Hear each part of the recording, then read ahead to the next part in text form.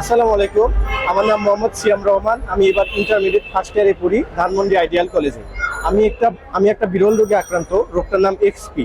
আমার সমস্যা হয় কি, আপনারা রোদে গেলে যে রোদ থেকে ভিটামিন ডি পান, আমি রোদে গেলে আমার মুখের কোষ আর টিস্যুগুলো নষ্ট হয়ে যাচ্ছে।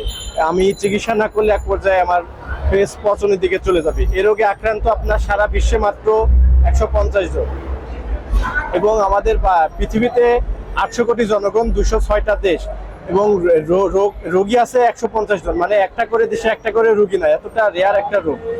আমি আমি স্কয়ার হসপিটাল, ল্যাবেড এবং বঙ্গবন্ধু মেডিকেল হাসপাতালে দেখাইছি। সেখান থেকে সরাসরি বলে দিচ্ছে যে বাংলাদেশের পক্ষে কোনো চিকিৎসা দেওয়া সম্ভব না। এর একমাত্র সিঙ্গাপুর অথবা জাপানে চিকিৎসা আছে। জাপান সূর্যোদয়ের দেশ, ওখানে এই রোগটা হওয়ার সম্ভাবনা বেশি, এবং ওখানে গেলেই ট্রিটমেন্ট পাবো। আমার এই চিকিৎসা কিন্তু এখনো ট্রিটমেন্ট আবিষ্কার হয়নি।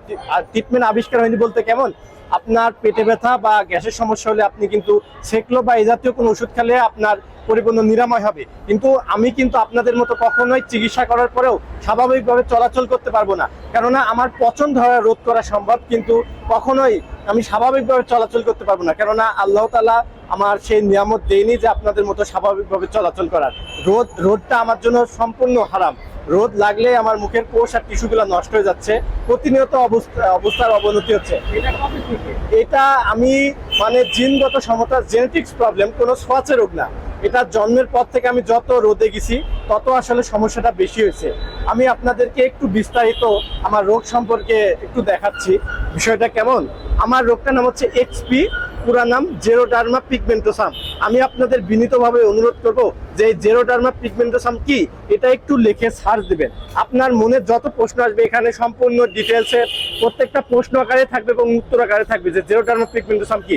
এবং আমার ভবিষ্যতে আপনাদের দেখাচ্ছি, একটু ইমেজে গেলে আপনারা দেখতে পারবেন যে এই যে বাচ্চাটা, এই বাচ্চাটার ফেস আর আমার ফেস মিলে কিনা, একটু দেখে আপনারা বলেন মিলতেছে। আমি আরেকটা দেখাচ্ছি, এটা হচ্ছে প্রাথমিক পর্যায়ে। এই রোগের ভবিষ্যৎ হচ্ছে, এই যে চিন্তা করছেন, এরকম একটা পর্যায়ে চলে যাইতে পারে আমার ফেস যদি এরকম কন্টিনিউ রোদে থাকে। স্থান যদি মিলে, আমাকে যদি আপনাদের সাহায্য পাওয়ার যোগ্য মনে হয় তাহলে কেবলমাত্র আমাকে সাহায্য করবেন, অন্যথায় বিষয়টা স্কিপ করে যাবেন। আর আমি আরেকটা জিনিস না বললেই না, এর আগে প্রেস ক্লাবের সামনে আমি একটা ভিডিও বানাইছিলাম, ওখান থেকে আমার বেশ 3-4 মিলিয়ন ভিউ হয়েছিল। এখন সমস্যা হচ্ছে কি, আমারই একটা বন্ধু, ও নিচে কমেন্ট করছিল কি, সিয়াম আমার বন্ধু, আমার বিকাশে টাকা দেন, সিয়াম টাকা পাবে। এখন পরে আমি ওকে ধরছিলাম যে তুই এরকম কাজ করলি কেন, দেখি কয় টাকা পাই। ওর নোটিফিকেশন যোগ করে দেখি 1,34,000 টাকাও দিছে। এখন আমি কি করবো ভাই, যারা ওকে টাকা দিছে, যারা আমার ওই বন্ধুটার টাকা দিছে বিশ্বাস করে, কমেন্টের কথা বিশ্বাস করে, এখন আমি মানুষকে বলতে গেলে তো বলবে যে টাকা দিয়ে কি ভুল করছি। আমি যদি